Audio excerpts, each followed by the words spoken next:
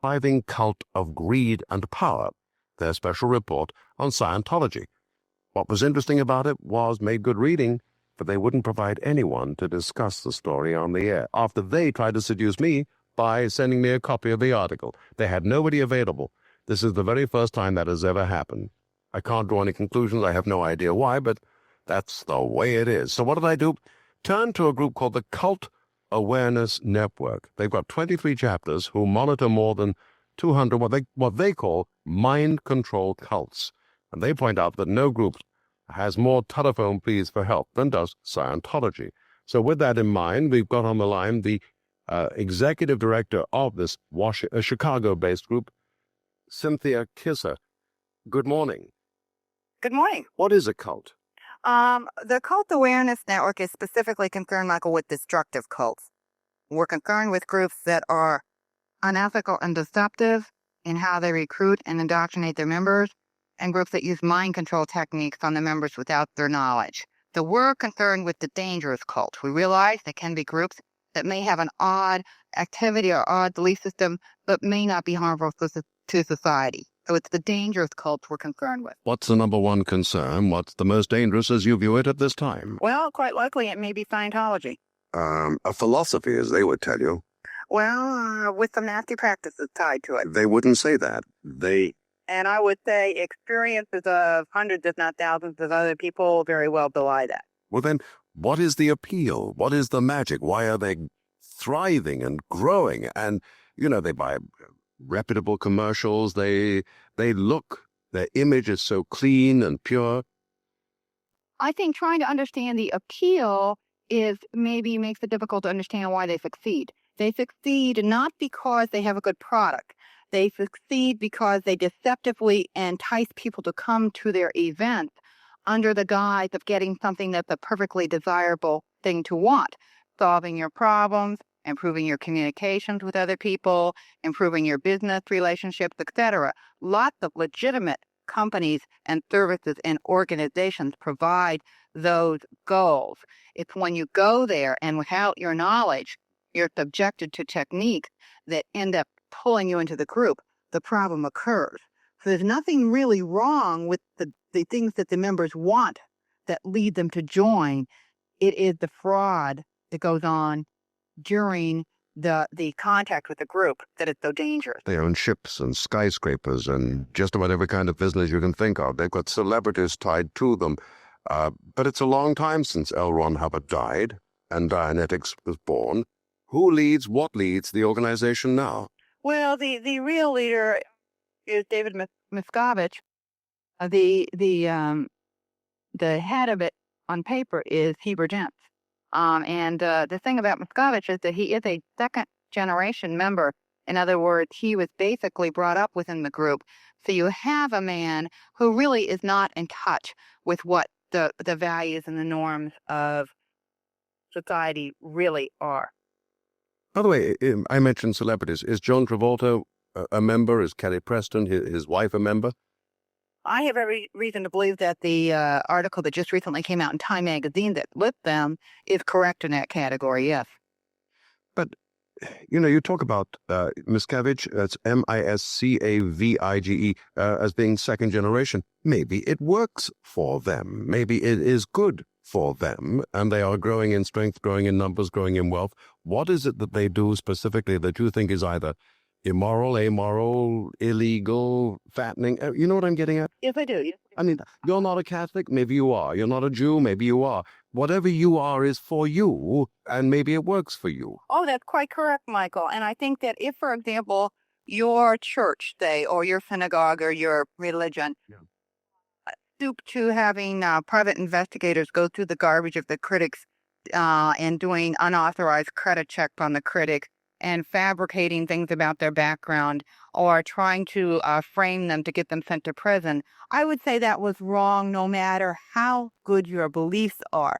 So if the beliefs are good, and I'm not making any judgment on whether Satans do or do not exist or whether we need to worry about having thousands of Satans in our body, I'm not making any judgments on that. But if the beliefs were good, then you have a lot of people who apparently are not getting the teachings right and are going out and doing very bad things to other people while claiming to be associated with that organization. Okay, you fight bad cults.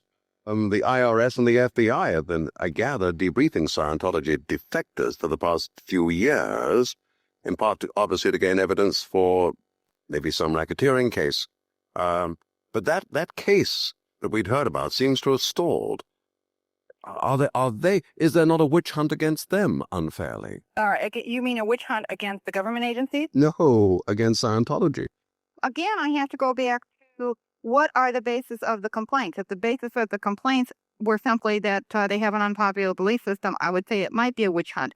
But if you have many, many people who are claiming that they have been hurt psychologically, physically, or financially in a fraudulent way, I don't think that's a witch hunt. Just a thought. I don't think that there are too many cults that manage to outlast the founder. When the founder dies, it's all over for the cult. Scientology has prospered enormously since Hubbard's death, and I think that's about 5-6 years ago. I think that's a very astute observation. I agree with you. Very few cults outlive their leaders. For example, you may remember Rajneesh, the Bhagwan Rajneesh, who lived in Oregon and who had several hundred followers there. He was expelled to India, and he died. His religion or his cult is fragmented. Yes. Yes, generally that does happen. But I think uniquely about this, Hubbard seemed to have put together such a tight machine, and the indoctrination procedures seemed to just click right along, that as the second generation moved in, they seemed to just be able to keep the momentum going. Keeping this momentum going, let's pause a moment, and I want to get into what manner of man Mr. Hubbard. I know he claimed to have been a much-decorated World War II ace, but the real story is a little different. You mentioned David Miscavige. He's only 31. He's a high school dropout. Let's find out what his magic is as we continue with Cynthia Kisser, who's the network's Chicago-based executive director, the network being the Cult Awareness Network. I'm Michael Jackson. This is 790 KABC. Phone number 1-800-222-KABC. But let me set the scene again. A woman with very definitely a point of view and a strongly held conviction in opposition to what Scientology is all about is Cynthia Kisser, who out of Chicago is the executive director of the Cult Awareness Network. Oh, I was going to ask you, as you understand it, what manner of man was their founder, L. Ron Hubbard? He was a clever man. He was a ruthless man. He was a dangerous man. And he was able to so thoroughly put together his regime of mind control that his successor, David Miscavige, has been able to just continue to keep it running. By the way, didn't he claim to have a doctorate? He made a number of false claims. That was one, I believe. He claimed to be a nuclear physicist at one time or an engineer of some type. He claimed to be expert on all kinds of topics that he had no academic experience in. The first I'd heard of him was a sort of so-so science fiction writer, not that I ever read his work. Yeah, and he was very popular in that area. But that wasn't enough for him, and he also realized the potential for manipulation, and then gravitated onto what eventually was far more lucrative and financially. How much of a World War II hero was he? Nothing at all. He had no distinguished record in the military at all, and in fact, military records indicate that he might have been held with some suspicion in terms of stability by the Navy. Well, I'm not sure about my stability if twice I had been pronounced dead and miraculously cured, because that's what he claimed. And again, I would say he claimed so many things that the members believe, but which people who have researched him just find not to be true. Why do we need, and I mean as a society, to tear down somebody else's beliefs? Well, it is not the belief. If the Scientologists, if the Church of Scientology could operate and believe what they believed and did not engage in harming so many people, if their practices were not dangerous, then there would be no problem. Okay, how do they harm people? Again, just an example or two of the kind of practices. Well, for example, there have been some people who've been involved who have said they'd actually been held against their will. There have been people who felt that they have been psychologically injured. There have been families that feel they have been split apart. And there have been people that have felt that they have been financially manipulated to the tune of thousands of dollars. And now let's turn to the man who runs the organization. I said a high school dropout. You said a second-generation church member. He's age 31. What is his magic? I don't think that's the question. When you look at organized crime, for example, Michael, a mafia network, the second or third generation on that mafia family doesn't have to have magic. He just has to have control and power that he has inherited and moved into. So I don't think that the magic is the question. I think it is the ruthless power with which he has access to, which attributes to which you can attribute his success. With success in mind, you can buy respectability in our society, maybe in any society, but I only live here, so let's talk about that. You can buy the finest of PR firms who may represent many other groups, and do, of course. You can buy advertising in the most prestigious of magazines. You can buy sponsorship in everything from, well, actually, wasn't Scientology one of the sponsors of Ted Turner's Goodwill Games? Indeed, and also Dynetics has sponsored an IndyCar before at the Indianapolis races. Did it win? No, it did not. And one of the drivers at one time of one of the cars, actually, when he found out Dynetics was a sponsor, he was so livid that before he would run the race, he made a public announcement to the press that he was not a Scientologist and was not endorsing Scientology. How can you take exception to a group that has, and this sounds like tongue-in-cheek, I really don't mean it, I'm trying to challenge to try and formulate my own thinking, okay? Don't they run the Way to Happiness Foundation? Yes, it's one of their groups. Is it not true that they do a great deal of good for thousands and thousands of young poor people? They would claim so. I don't have any evidence that they do. Keep in mind, down in Florida, there was a group of ruthless drug dealers who would contribute money to charity down there. But that did not mean that we should tolerate their activities in the criminal realm just because they tried to use PR to get public support. Is it true that the Scientologists would claim, and I don't know this to be so I'm not sort of loading it up, that psychiatry is their main competitor? Well, I think psychiatry is their main threat, because if it is only psychiatry which can substantiate and prove that there's such a thing as brainwashing or mind control.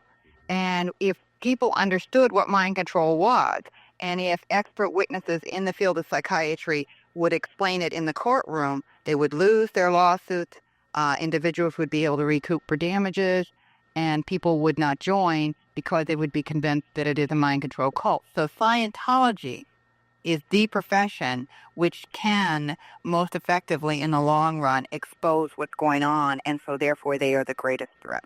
Are they behind the Citizens Commission on Human Rights? Grand-sounding title. A group that has probably done a great deal of harm to people who genuinely need mental health assistance by making them fearful of going to psychiatrists for help. So where does it go from here? Aren't you King Canute trying to hold back the tide? I think that the greater issue here is something that is very unique to American, well, not very unique to American culture, but which I think is the pride of American culture. In this country, we are a free country. We have the right to speak out when injustices are done. We have the right to be able to believe what we want without coercion. And when a group like Scientology is using coercion, even if it's mental coercion, to try and control people, I think that that the victims and groups like us that support the victims have every right and every moral obligation to speak out. And I think that's really the issue here. I must tell you, I've had Scientologists on the program in the past, avowedly so, and they have been utterly charming and completely dedicated. I'm sure that there were people who worked for Adolf Hitler who were equally as charming and probably very well educated and were very fun to have at parties as well. Kisser 1, Jackson 0. Thank you very much indeed for what you do and for joining us. I really appreciate it. It's a pleasure. My pleasure. That's Cynthia Kisser in Chicago. She runs the Cult Awareness Network. She's the executive director in Chicago. President of the Church of Scientology International. Good morning, Heber Jentzsch. Good morning. How are you? I'm well. You obviously disagree with a great deal that you've just heard. Well, it's hard to find agreement with that. I think, though, the interesting point was something that you brought out, which I was not aware of, and I really appreciate you saying that. What was that? The fact that Time magazine sent you a pre-copy Yes, they did. of the article, which I've never heard of before either. No. Forgive me. Respectfully, they very frequently send me pre-copies with the hope that I will interview the author. This time, they completely turn me down. However, that is not unique. I've just been reminded, and I did not remember this, that when the L.A. Times did the same kind of a job on you, to use the vernacular, they also refused to give me, and that was a first, the author. Well, it's just very interesting. Let me just start with a couple of things. First of all, that Time magazine seems its main concern is, of course, that Scientology is anti-cocaine, heroin, but certain kinds of psychiatric drugs. And I think the key one that they brought up in the issue, in fact, was Prozac. Mm-hmm. And yes, we've sponsored exposés on that particular area, and Dan Rather made it a rather scathing part of his newscast last week, as have a number of national people who have looked at the fact that it is a killer drug, and we exposed it, and Eli Lilly is very unhappy about that, as is Time magazine. We also looked back into it and found out that the Eli Lilly had produced a drug called Oriflex, you may recall. Yes, I do. A number of people died on that particular drug as well. Prozac causes people to go into very violent acts. In fact, they've committed suicide on it. And by the way, if you really read the description of the drug under the physician's desk reference, you see that the side effect is suicide and so forth. Now, where Cynthia says that, people should come to the psychiatrist and so forth, yes, we have a particular opposition to her philosophy. She is not being forthcoming about the fact that it's interesting. The can attacks all the anti-drug religions. They're one of their key people, Ted Patrick, who has been convicted 3 times. You're familiar with that over the years. Oh, but that's years ago. The deprogrammer, I think he called himself. Forgive my interjecting. I've arrested a month ago in Seattle for the same thing, Mike. I mean, it continues, and he's on share with. Yeah. To be fair, if you don't mind my interjecting, I want to learn from you, and I think this is one that's such a minimal specific issue, though I know it's very close to you. Let me quote a little bit from that Time magazine, then hear the news and headlines, get your reaction, and if you would, because all my phones are going crazy, would you take some of the calls? And I have no idea which direction they will go. The special report in Time is headlined, "The Thriving Cult of Greed and Power." You obviously find that offensive. It has a subheading, "Ruined Lives, Lost Fortunes, Federal Crimes. Scientology poses as a religion, but is really a ruthless global scam and aiming for the mainstream." Well, I know what you're aiming for. You've got 700 centers. You're in 65 countries. They claim that you threaten to become more, and I'm using their words, insidious and pervasive than ever. On that cliffhanger, may I pause just a moment? I'm sorry to do that to you. Come back, Michael. You bet your life I will. Heber Jentzsch, president of the Church of Scientology International. I don't think it's fair to you to go through that litany of the accusations, but how do you respond to some of them, sir? Well, I think I'm pleased that Time magazine has, decided to attack Scientology, because we consider Scientology is the road to total freedom. I would really be rather unhappy, I guess, if I really looked at it over the week, and the fact that Time magazine has been a presentation piece for a lot of negative things. I looked for the men of the year over the various decades. Goebbels was a man of the year. I have a picture of him here on the front of. But it didn't mean they were supportive of him. Oh, absolutely. They said what a brilliant mind he was, what a great intellectual genius he was. They said the same thing of Goering. And they put Hitler as man of the year after he invaded Poland, and said what a great particular person he was. Then if you in 1945, it was Stalin, after he killed 54 million people. But let's move up in time. And last year, they were debating between 2 people to make man of the year. It was between Gorbachev and a man named Saddam Hussein. I think also the fact that Time magazine over the years, under Luce, who promoted LSD as the drug of the masses, a drug of the culture, as a great, wonderful thing for people to take. And we know the devastation of it. I know the devastation of that drug. So we keep coming back to drugs, though. But are you not more concerned about... forget the source. I mean, all right, so let's say the L.A. Times, they've attacked you too. Well, LA Times, we could go into that, but they would not. What about the federal crimes they accuse you of? What about the ruined lives they claim? What about the lost fortunes? What about the statement that you are, and this is the word of Richard Behar, the man who wrote the article for Time magazine, which must have been acceptable to the Time editors, a ruthless global scam and aiming for the mainstream? Well, one only has to look at the fact that there are 8 million Scientologists internationally, that 16, by the way, best-selling, books in the last short amount of time. That Dianetics Modern Science for Mental Health has over 14 million copies sold. People find that there's something about Scientology that answers the questions about how the mind works and what life is about. And that they, a cult of greed, Time magazine by the Washington Post articles of just a few months ago indicated that they have some tremendous problems with their distribution. They're down 45% in their advertising revenues. And The LA Times isn't, though, sir? No, the LA Times has lost in the last 3 quarters about $40 million. I was following that in terms of... But still the most profitable Times Mirror company in the country when it comes to publishing. Well, but I'm just saying that the tabloid concept is what they have moved to. Really? Well, no, I'm not the only one. Washington Post indicates that. I'm not the only one saying that. Well then, Mr. Jentzsch, again, let me try and get back to the attack on you, and my pleasure, I would invite you into the studio to have an attack on them. Is that fair enough? Well, I think that equals Time magazine. Okay, I want to fair enough. It's your time. But remember, 11 top Scientologists, including Mr. Hubbard's wife, were sent to prison in the early 1980s. And we found that those people had been violating the law, and we removed them ourselves. They will never, ever hold a position in the Church of Scientology again, because we cleaned up that small group of people in the 50s.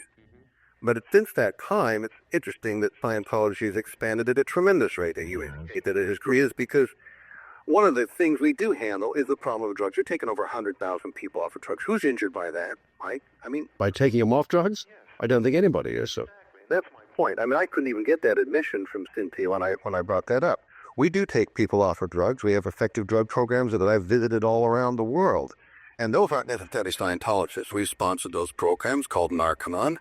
I myself did that particular program. We worked with a gang down here in Los Angeles. In fact, last night we offered to one of the local members of CAN saying, look, march with us. We're doing a graffiti paint out. We're handling drugs in the city. Absolutely refused.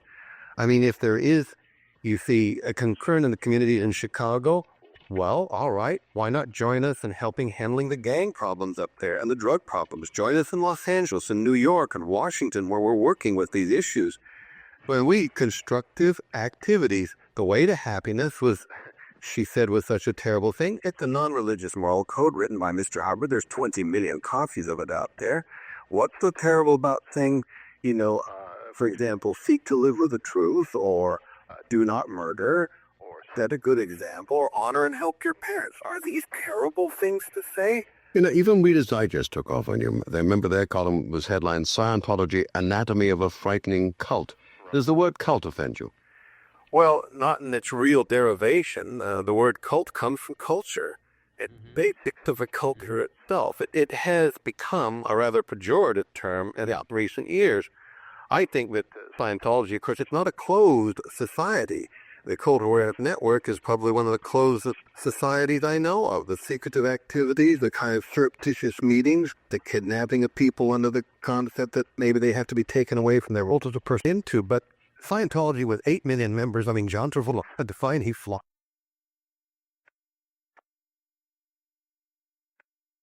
So it's Kirstie Alley, so does, all of these people. We have lawyers and doctors and taxi cab drivers and teachers and so forth. And Tom Cruise and John Travolta and Sonny Bono and Chick Corea and obviously they're successful people, and that's the point. Why do you think the IRS is after you?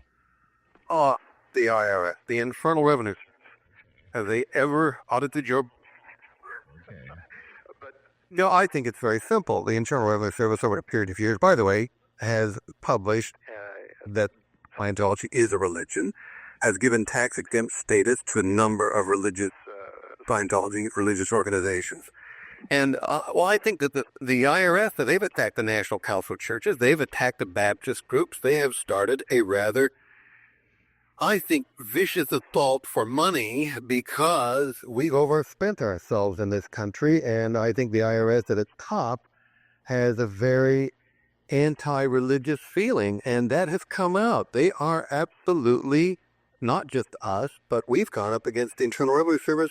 We're probably the most vocal against them. That's it, Michael. I mean, I was put on the enemies list on the Internal Revenue Service in 1973, and I'll tell you, it has an honor with it, but also carries problems.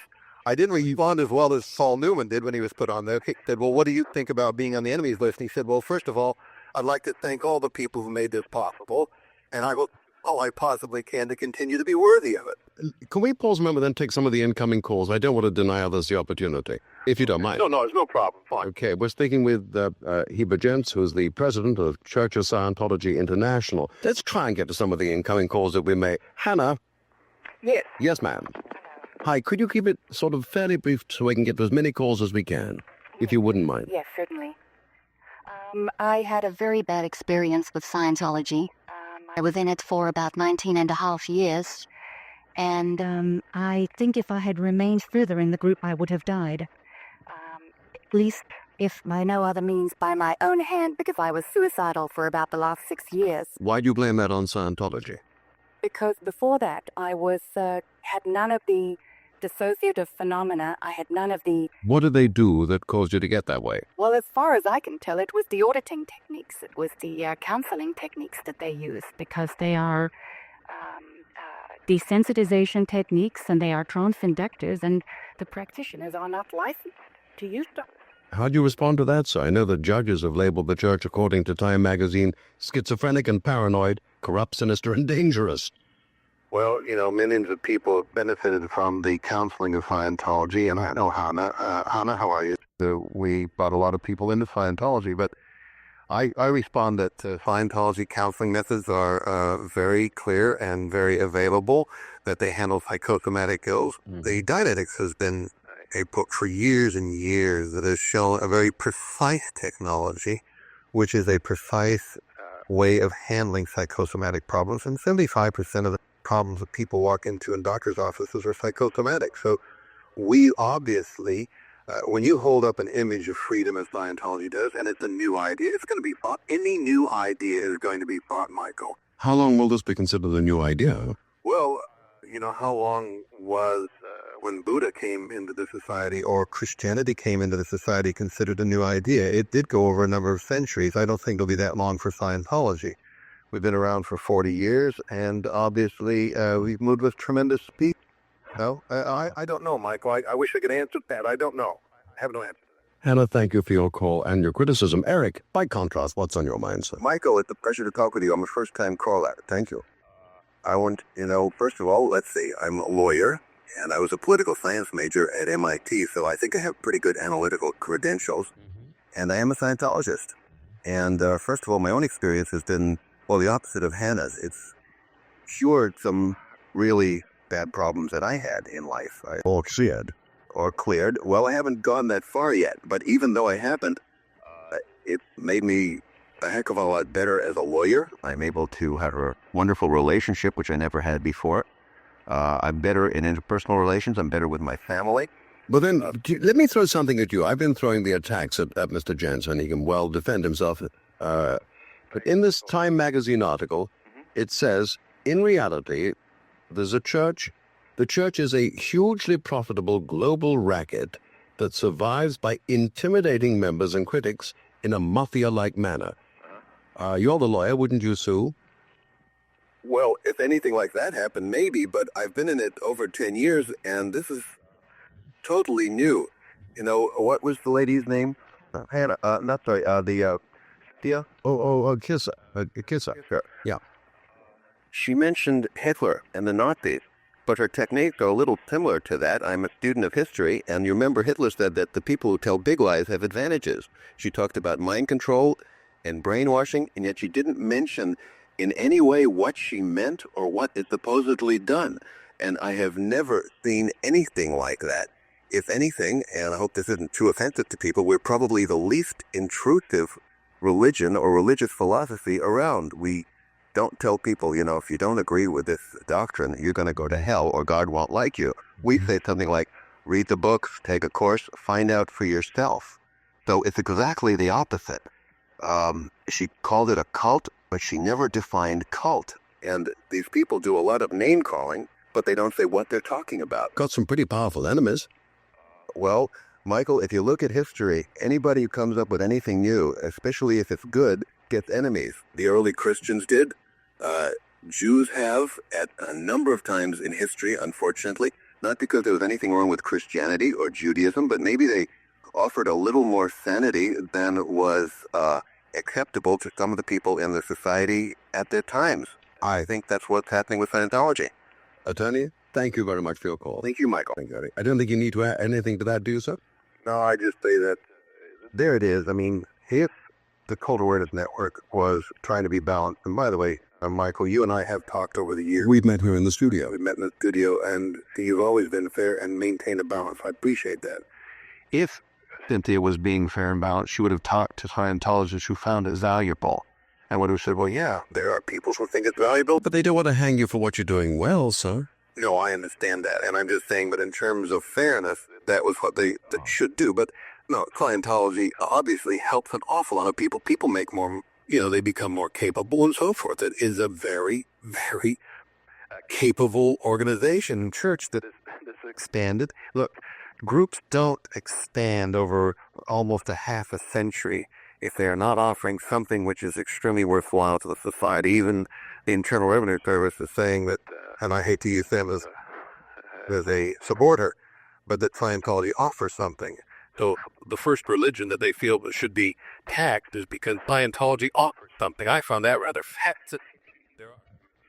You have time to take just one more call? One more. Okay, in just a moment we'll get to a final call then for Heber Jentzsch, and I would like to invite him to join us in the next couple of weeks here in the studio, if he would. President of, thank you, of the Church of Scientology International. And I'm Michael Jackson. Hi, Bob. Yeah, Mike. Yes, sir. I'm the secretary of the Orange County chapter of CAN. Cult Awareness Network. Right. Yes. And I've been involved for over 20 years with CFF and volunteer parent, forerunners of CAN. And what is the point you wish to make? I'd like to talk about three things. One is a basic deceptive practice. Two, Well, let's start with the one. What basic deceptive practice? Scientology, what intuited its advantage to be identified as a religion, for example, for tax purposes, called itself a religion. Every religion does. Right? And when it publishes its book, Dianetics, nowhere does it identify that as a religious publication.